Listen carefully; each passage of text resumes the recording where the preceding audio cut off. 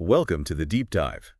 We take a stack of sources and we pull out the most important bits, so you don't have to. Today, cybersecurity. We'll be looking at recent headlines and reports to try to figure out, what's actually important. So strap in. It's a wild ride.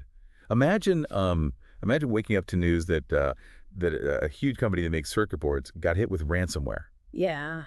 And it impacted production for tons of devices, like the ones we use every day. That actually happened a few weeks ago to Unimicron. It's pretty amazing how, how vulnerable even these giants are Yeah. in this landscape, It's not just data anymore. It's like critical infrastructure and global supply chains. Yeah, for sure. Speaking of giants, SailPoint, Right. player in identity and access management, they went public again after going private in 2022. They raised a lot, $1.4 billion. Makes you wonder if the investors are confident in cybersecurity again. Well, I mean, this IPO is definitely a good sign, especially when you consider what the private equity firms are doing. Thoma Bravo, they've been buying up cybersecurity companies like crazy. Ping Identity, ForgeRock, Proofpoint, Sophos, all of them. This kind of consolidation, we've never seen anything like it. And it makes you wonder what's going to happen to the industry long term. Yeah, are they just trying to own every part of the cybersecurity market, or is Yeah. there something bigger going on here? Are they trying to make a security mega company? This is what gets me. What does this mean for innovation, especially with all the AI stuff happening in identity and access management? Right. You have a few big players controlling the whole market. Does that stifle creativity, or does it make them focus more on development? I think it's a really good question. And while it's true that consolidation can sometimes mean more money for research and development, it can also really hurt competition and innovation. I think we need to keep an eye on how all these acquisitions are affecting the development of new tech, especially AI. Right. That stuff is going to be huge in cybersecurity. Okay, let's move on to something a little less positive. The cyber attack on the Virginia Attorney General's office. Right. It totally shut down their systems. And this is an office that provides legal services to basically everyone. State agencies, boards, universities, even law enforcement. I mean, can you imagine the chaos? I can't. It's like a digital bomb in the middle of the legal system. Yeah. Totally. And it makes you wonder, why? Was this a targeted attack to disrupt things or get some juicy legal info?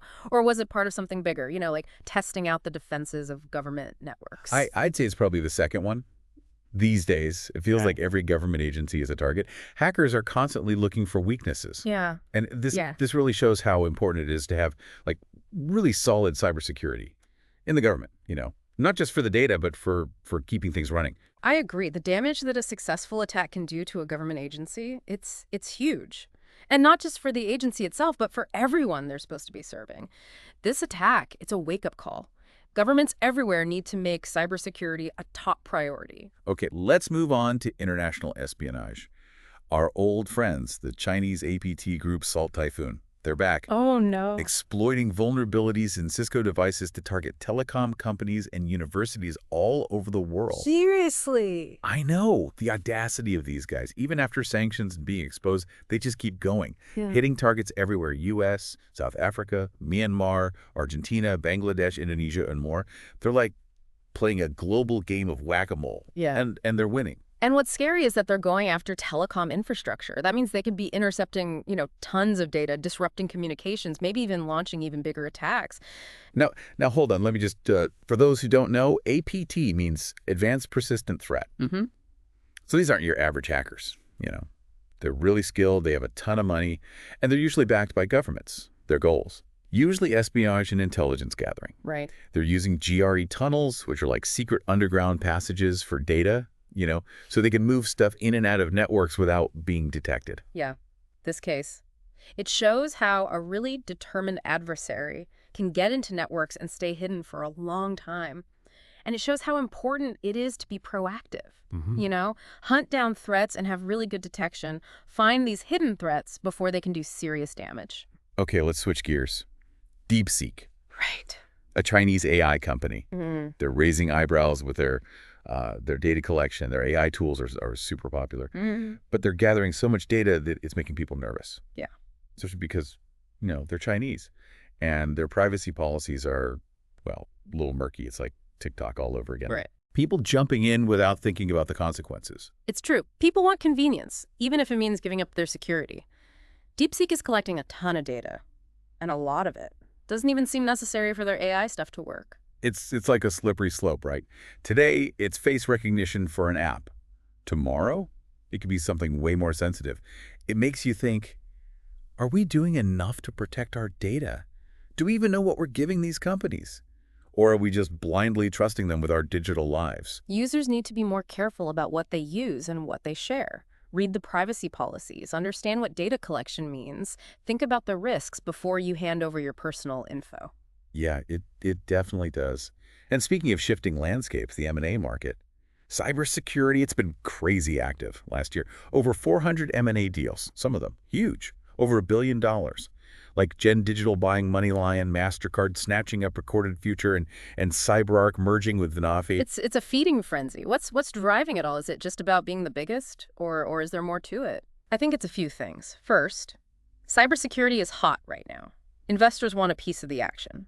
Second, companies are realizing they need to do more to stay competitive, offer a wider range of services, And third, integration is key for good cybersecurity. Gone are the days of those siloed security solutions. Companies need platforms that can handle everything: threat detection, identity management, data protection, the whole 9 yards. So are we heading towards a future where like a handful of cybersecurity giants run the whole show? What does that mean for the little guys, the startups? That's a good question. Consolidation, it can be good, right? More resources for research and development, a wider range of services for customers. But it can also stifle competition and limit choices. I think it's about finding that balance. We need the innovation and agility of the small companies, but we also need the muscle of the big guys to fight these increasingly sophisticated threats. Okay, vulnerabilities. It seems like every week there's a new batch of security flaws being patched by the big tech companies. Google, Palo Alto Networks, SonicWall, Ivanti, Fortinet, Intel, AMD, NVIDIA. It's like a never-ending cycle of patch and exploit. It is a race against time. Attackers are fast. As soon as a vulnerability becomes public, they're all over it. Scanning for systems that haven't been patched, developing exploits. Like that authentication bypass vulnerability in Palo Alto firewalls? Yeah. CVE 2025-0108. Right. As soon as that proof of concept code was out there, attackers were exploiting it. It just shows you how quickly that window of vulnerability closes. Exactly. And that's why patching is so critical. Organizations need a solid patch management process. Apply those security updates ASAP. But it's not just about patching the latest 0 days. We also need to deal with those older vulnerabilities, the ones that have been around for years. Remember that surge in attacks hitting those old flaws in Think PHP and OwnCloud? Oh yeah. Attackers will use whatever they can find. Doesn't matter how old the vulnerability is. If it works, it works. Organizations need a complete vulnerability management program. Identify, assess, and fix all vulnerabilities, not just the latest ones. So patching is key, but it's just one part of it. What else can organizations do to be more proactive, to strengthen their defenses? Layered security, that's crucial. Multiple layers of defense. So if one layer fails, the others are still there to protect the system. Strong passwords, multi-factor authentication, intrusion detection systems, endpoint protection, regular security assessment, the whole shebang. And let's not forget about the human element, training employees to recognize and avoid phishing attacks, social engineering scams, that kind of stuff. Absolutely. Security awareness training. Yeah. Should be a top priority for every organization. It's often the weakest link. A well-informed workforce can really reduce the risk of a successful attack. Okay, let's look at a specific case that shows how all these vulnerabilities are connected. Rapid7. They're a security research firm. They found a 0-day flaw in PostgreSQL. It's a popular open source database. And this flaw is being used to attack beyond trust remote support systems, including some at the U.S. Treasury Department. Talk about a ripple effect. This case really shows how complex the software we use every day is.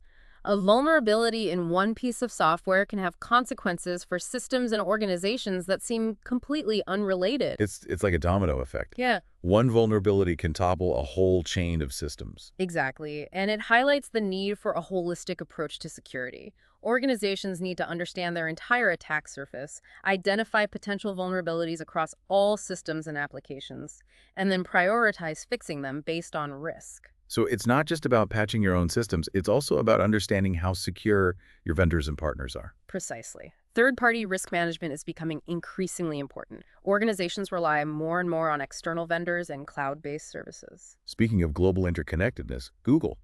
They're setting up a new AI hub in Poland, Mm. focusing on energy and cybersecurity. That's a smart move. Poland's been on the front lines of cyberattacks, especially since the conflict in Ukraine started. They've also been working hard to diversify their energy sources, become less reliant on Russia. Yeah. This partnership with Google, strategic for both Poland and Europe as a whole. Yeah, it seems like Poland is becoming a tech hub. Yeah, And with all that's going on, their focus on cybersecurity is more important than ever. absolutely. The world is changing. Cyber threats are getting more sophisticated. International collaboration and sharing expertise are critical if we want to stay ahead of the curve. Okay, let's go back to that ransomware attack on Unimicron. The circuit board manufacturer? The ransomware group, Sarcoma. They're now threatening to leak all the data they stole. The double extortion tactic. We're seeing that more and more these days. First, they encrypt your data, then they threaten to release it publicly unless you pay up. It's a nightmare for companies. It is. So what can organizations do to protect themselves from these double extortion attacks? Well, they need a multifaceted approach. Strong data backups, robust incident response plans, and a willingness to involve law enforcement and cybersecurity experts. These attacks are complex, and you need all the help you can get. And cyber insurance is becoming more important than ever, right? I mean, it feels like these days it's not a matter of if you'll be attacked, but when. Having good cyber insurance can help soften the blow financially, whether it's a ransomware attack or a data breach. Absolutely. Cyber insurance can help cover the costs of incident response, data recovery, legal fees, all sorts of things. It's a critical part of a good cybersecurity strategy. Okay, let's move on to another big acquisition, CyberArk. They just bought Zilla Security for $165 million. CyberArk is a leader in privileged access management, and it looks like they're going all in on the convergence of identity security and privilege management. It's a smart move considering how much organizations are embracing cloud computing and hybrid work environments. The attack surface is expanding, and identity is becoming the new perimeter. CyberArk is positioning themselves as a one-stop shop for identity security. So they're consolidating their power and expanding their reach. It seems like the name of the game in cybersecurity is get big or get out. There are pros and cons to that, of course. Consolidation can lead to more comprehensive security solutions and more investment in research and development, but it can also stifle competition and limit the diversity of solutions available. It'll be interesting to see how it all plays out. Will we end up with a more secure digital world? Or will this create new vulnerabilities as a few massive companies control more and more of the market? It's a complex issue. The cybersecurity landscape is constantly shifting, and we need to stay vigilant and adapt our strategies accordingly. Okay, let's talk about a new type of attack, LLM jacking. DeepSeek, that Chinese AI company we talked about earlier.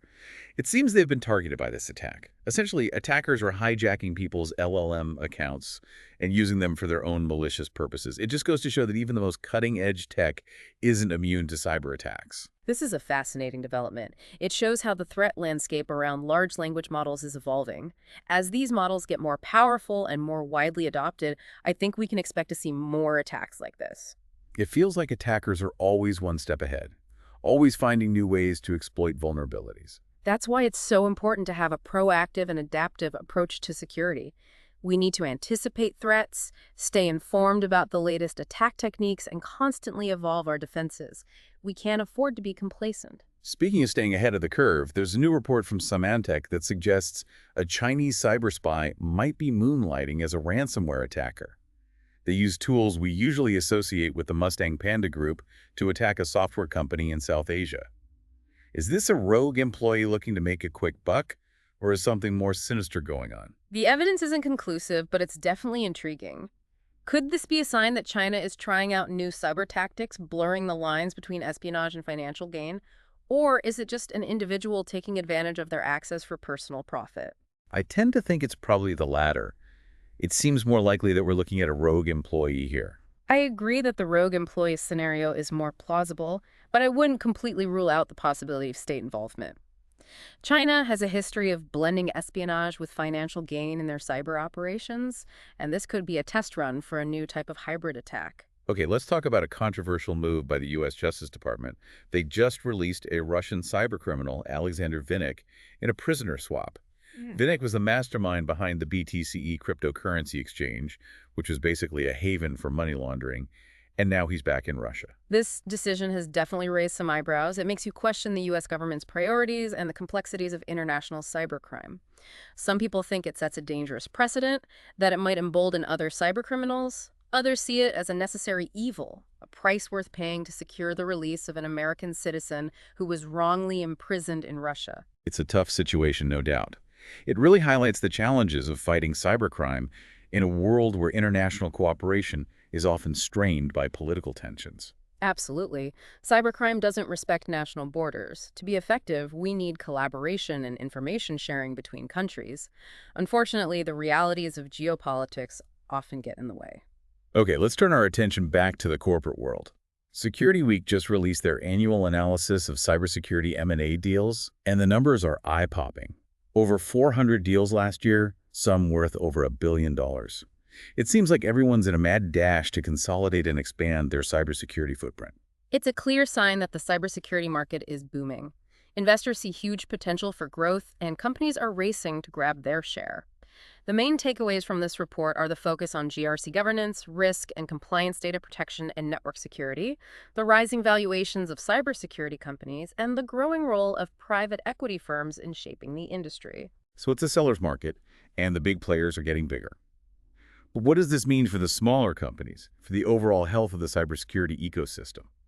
Is this consolidation ultimately good or bad for innovation? That's a tough question.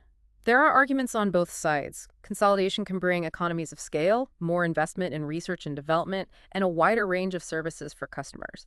But it can also stifle competition, limit choice, and create a monoculture that's more vulnerable to systemic risks.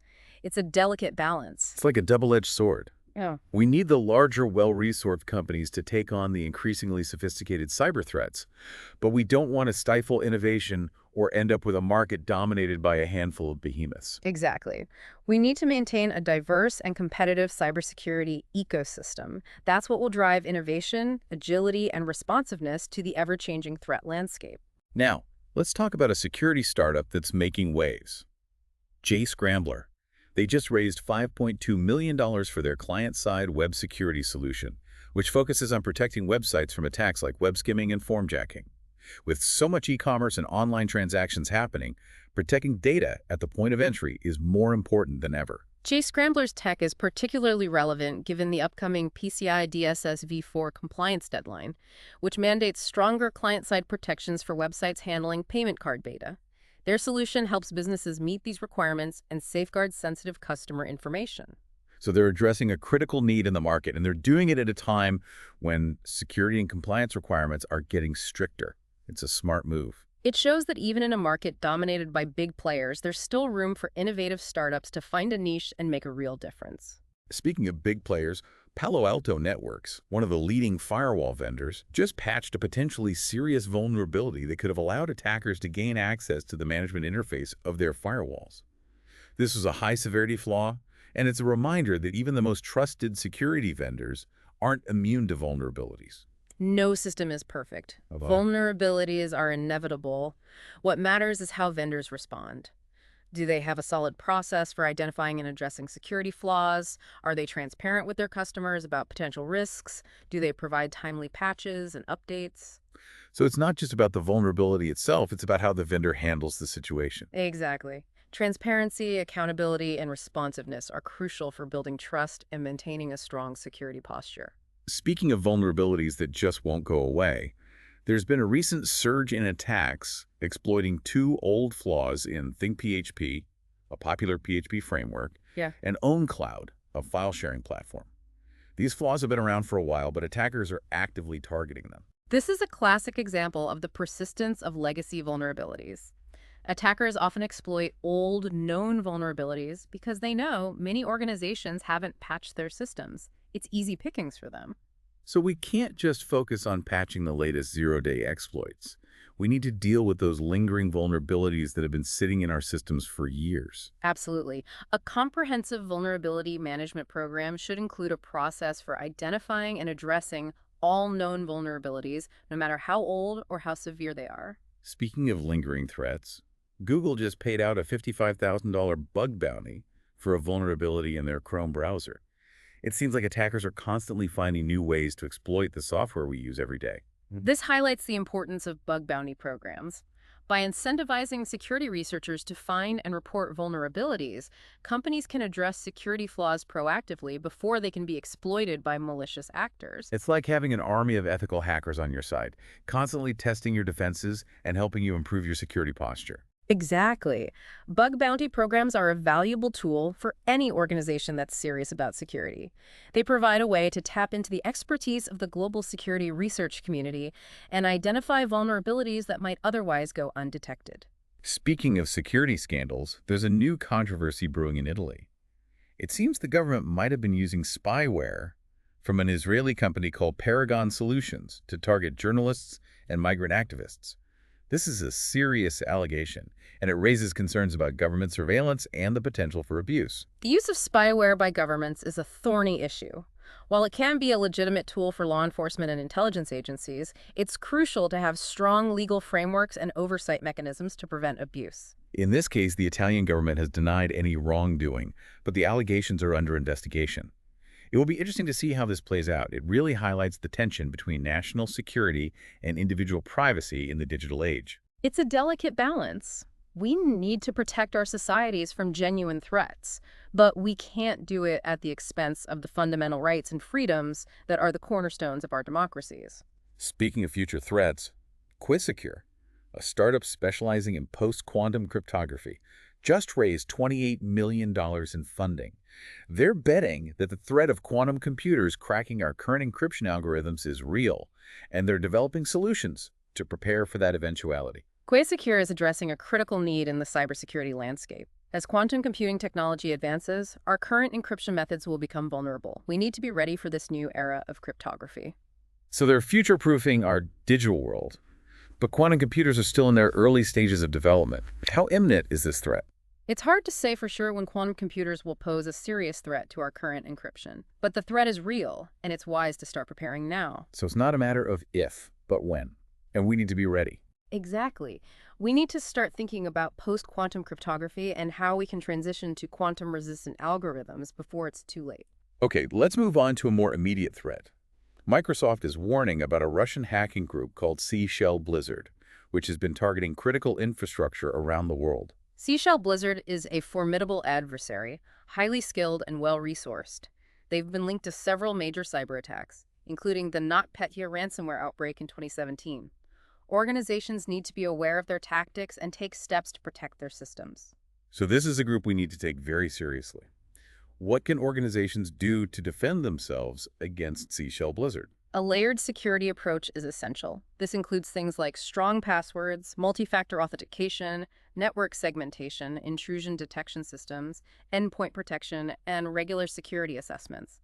Organizations also need to understand Seashell Blizzard's tactics and techniques and implement specific defenses to counter their attacks. And of course, we can't forget about incident response planning. Organizations need to have a plan in place for how they'll respond to a cyber attack, how they'll contain the damage, recover their systems, and communicate with stakeholders. Absolutely. Incident response planning is crucial. It allows organizations to respond quickly and effectively, minimizing the damage and downtime. Speaking of big moves in the cybersecurity market, Drata, a security and compliance automation company, is acquiring SafeBase, a trust center platform, for a cool $250 million. This acquisition highlights the growing importance of trust and transparency in the digital world. Drata's platform helps organizations manage their compliance obligations and build trust with their customers. SafeBase's Trust Center platform provides a way for companies to showcase their security posture and build confidence with their partners and clients. So they're creating a one-stop shop for all things security and trust related. That's a smart move in a market where trust and compliance are becoming more and more important. It's definitely a sign of the times.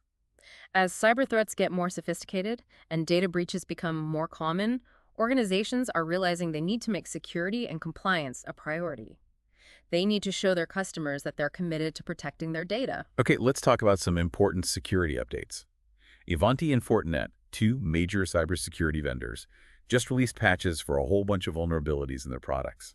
It's a good reminder that no software is perfect, and even the most well-protected systems need regular updates to stay ahead of the attackers. These patches address a wide range of vulnerabilities, including some that could lead to remote code execution, privilege escalation, and information disclosure. Organizations using Avanti and Fortinet products should make applying these patches a top priority. Right, patch early, patch often. And it's not just software that needs patching. Intel, AMD, and NVIDIA, the big three of the chip-making world, just released their monthly security updates, addressing a whole range of vulnerabilities in their processors, graphics drivers, and other software. These updates address a mix of high, medium, and low-severity vulnerabilities. Some could allow attackers to take control of systems, steal data, or cause denial of service conditions. It's essential for users to keep their systems up to date with the latest patches. That's the best way to protect themselves from these threats. So patching is crucial, but it's just one piece of the puzzle. What else can organizations do to protect themselves from these ever-evolving cyber threats? A multi-layered approach to security is essential. Strong passwords, multi-factor authentication, intrusion detection systems, endpoint protection, and regular security assessments. It's also essential to have a good incident response plan in place, so if an attack does happen, you can respond quickly and effectively. Okay, let's talk about a concerning report from the U.S. Government Accountability Office, the GAO. They're criticizing the Coast Guard for its cybersecurity practices. They found several weaknesses in the Coast Guard's approach to protecting the maritime transportation system. The MTS includes ports, vessels, and other critical infrastructure. This report is a wake-up call for the Coast Guard and the maritime industry as a whole. The MTS is vital to the U.S. economy and national security, and it's becoming more and more vulnerable to cyber attacks. The GAO made some recommendations, improving incident reporting, aligning cyber plans with the national strategy, and addressing competency gaps. These should be taken seriously and acted on quickly. So the seas are getting rough in the cyber world, and the Coast Guard needs to batten down the hatches. The maritime industry is a prime target for cyber attacks, and organizations in this sector need to take the necessary steps to protect themselves. Speaking of stormy seas, Cisco, the networking giant, recently confirmed that a ransomware group called Kraken is leaking data stolen from their systems 3 years ago. This case shows how long-lasting the consequences of a data breach can be. Even after an incident has been dealt with, the stolen data can resurface and cause more damage. Organizations need to be prepared for the possibility that data stolen in past breaches may be leaked or sold in the future. So it's not just about responding to a data breach and getting your systems back up and running. It's about preparing for the long-term impact. Exactly. Data breach preparedness should include data minimization, encryption, and strong access controls. It's also important to have a plan for what you'll do if stolen data is leaked or sold. Speaking of protecting critical infrastructure, Siemens and Schneider Electric, two big names in industrial automation, just released their monthly security updates. They address a whole range of vulnerabilities in their products. This reminds us that operational technology, OT, is increasingly vulnerable to cyber attacks. Organizations need to be proactive in securing their industrial control systems. The convergence of IT and OT is creating new attack surfaces, and organizations need a holistic approach to security, one that covers both their IT and OT environments. So it's not just about protecting data anymore, it's about protecting physical processes and critical infrastructure. Exactly. Cyber attacks can have real-world consequences, and we need to be ready to defend against them. Speaking of real-world consequences, a researcher just earned a $10,000 bug bounty from Google for finding a vulnerability in YouTube. This vulnerability could have been used to get the email addresses of any YouTube user. It's a reminder that even seemingly harmless features can have security implications. This vulnerability shows how important secure coding practices are. Thorough testing is crucial. Identify and address security flaws before releasing software. It also shows the value of bug bounty programs. They encourage security researchers to find and report vulnerabilities responsibly. Right. Bug bounty programs are like having an army of white hat hackers working for you. They're always looking for weaknesses, helping you improve your security. And speaking of security, the Italian government just denied those allegations that they use spyware to target journalists and migrant activists. They claim that they have a contract with Paragon Solutions, the Israeli company that developed the spyware.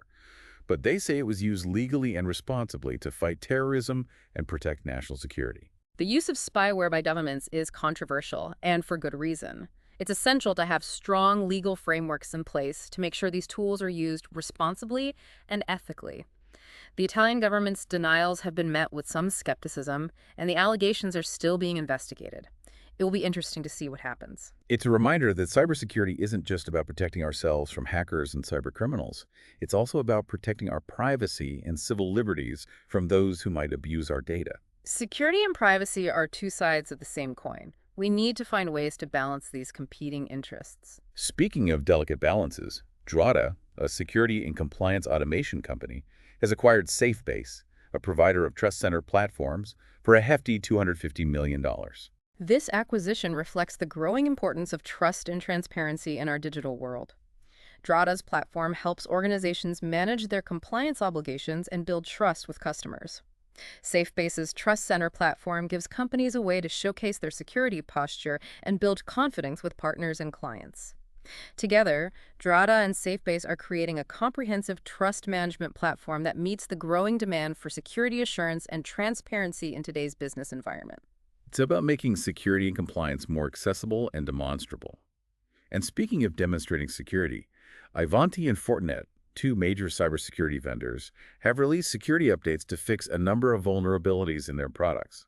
Some of these vulnerabilities could have led to remote code execution and privilege escalation, which underscores the importance of staying up to date with security patches. These updates remind us that even the most trusted security vendors can have vulnerabilities. Attackers are always looking for new ways to exploit software flaws. Organizations that use Ivanti and Fortinet products should prioritize applying these patches to reduce the risk of compromise and ensure their security defenses are still effective.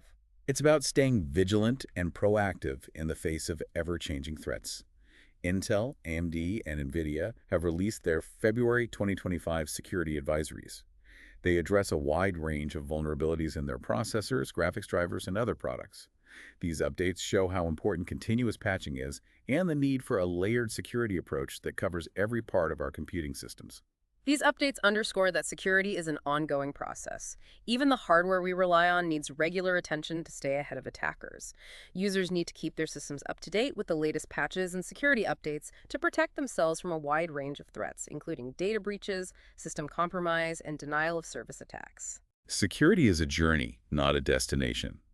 The U.S. Government Accountability Office, the GAO, has issued a report saying the Coast Guard needs to improve its cybersecurity practices and do more to protect the Maritime Transportation System, the MTS, from cyber threats.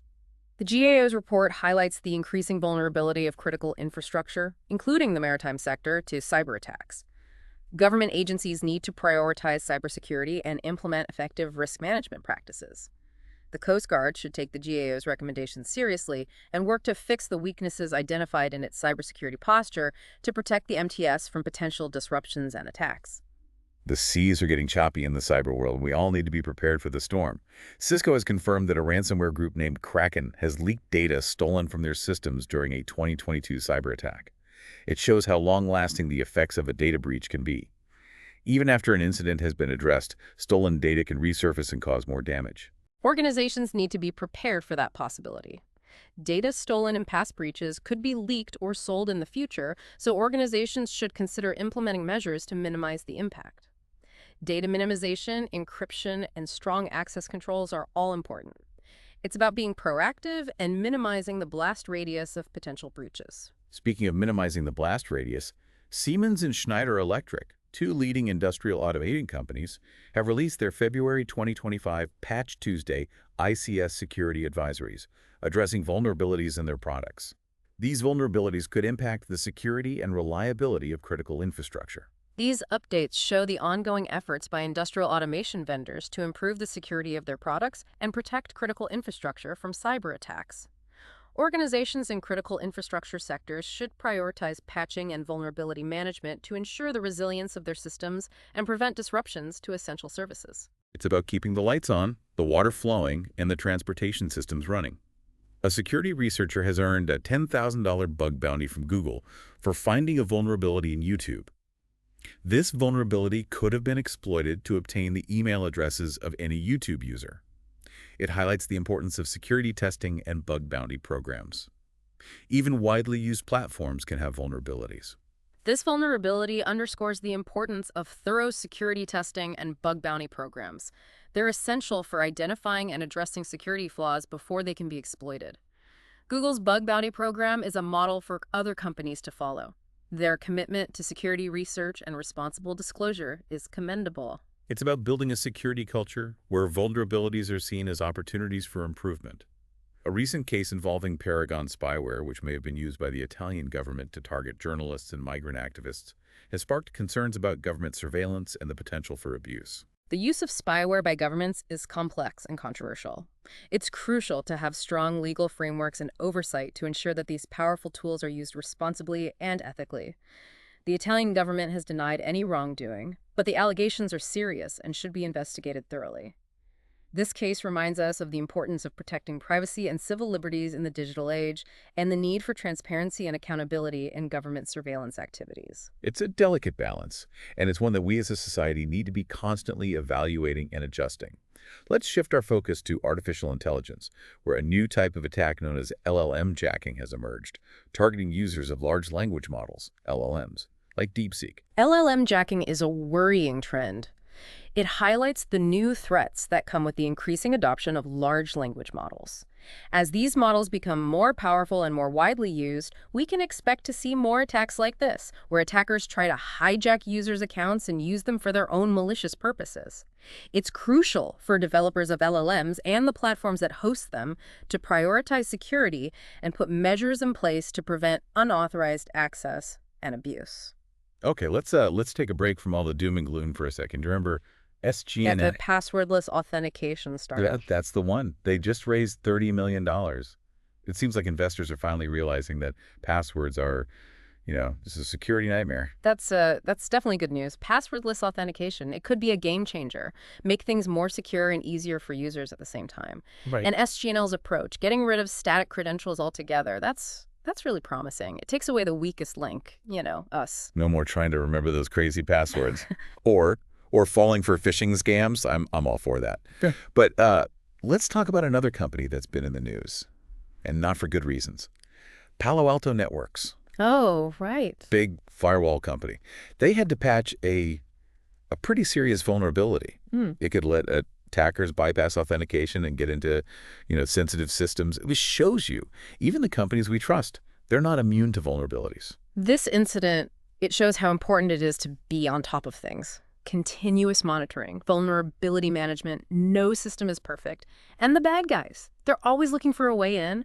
Organizations need to be proactive, regular patching, security assessments, incident response planning. Right. And it also shows, why it's good to have options. Using just one vendor for all your security, that can backfire. Don't put all your eggs in one basket. Exactly. Spread the risk. Yeah. Have layers of defense. Right. Speaking of spreading the risk, let's talk about cyber insurance. It seems like everyone's getting it these days, with all the attacks happening. It's a way to soften the financial blow if you get hit. Cyber insurance can be really useful for organizations of all sizes, actually. It can help cover the costs of incident response, data recovery, legal fees, all that stuff. But it's important to remember it's not a magic solution. It's not a replacement for good cybersecurity practices. Right. It's a safety net, not a get-out-of-jail-free card. Yeah. You still got to do the work. Okay, let's wrap up this deep dive. We've covered a lot. Ransomware, government breaches, new technologies, the whole threat landscape. It's a lot to take in. It's true. Cybersecurity is a complex field, and it's always changing. But the main thing to remember, knowledge is power. The more you know about the threats and how to defend against them, the better prepared you'll be. So stay curious, stay informed, and stay safe. And if you want to stay on top of all things cybersecurity news, insights, job postings, and our weekly newsletter, head over to Cybersecurity HQ. It's read by over 70,000 cybersecurity professionals. Until next time, stay vigilant and keep diving deeper.